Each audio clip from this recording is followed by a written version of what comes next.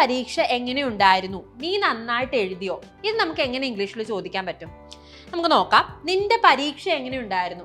എന്തെങ്കിലും ഒരു കാര്യം എങ്ങനെ ഉണ്ടായിരുന്നു എന്ന് ചോദിക്കാനായിട്ട് നമ്മൾ ഹൗ വാസ് എന്ന ഫ്രേസ് ആണ് യൂസ് ചെയ്യുന്നത്. How was. ഇപ്പോൾ നിന്റെ പരീക്ഷ എങ്ങനെ ഉണ്ടായിരുന്നു എങ്ങനെ ചോദിക്കും? ഹൗ വാസ് നിന്റെ പരീക്ഷ? Your exam. How was your exam. ഇപ്പോൾ കല്യാണം എങ്ങനെ ഉണ്ടായിരുന്നു എന്നാണെങ്കിൽ ഹൗ വാസ് ദി വെഡിങ് എന്നൊക്കെ ചോദിക്കും. അപ്പോൾ നീ നന്നായിട്ട് എഴുതിയോ? ഇവിടെ എഴുതിയോ എന്ന് വരുമ്പോഴത്തേക്ക് നമ്മുടെ മനസ്സിൽ ആദ്യം വരുന്ന റൈറ്റ് എന്നുള്ള വാക്കാണ്. പക്ഷെ അങ്ങനെ ചോദിക്കണം എന്നില്ല.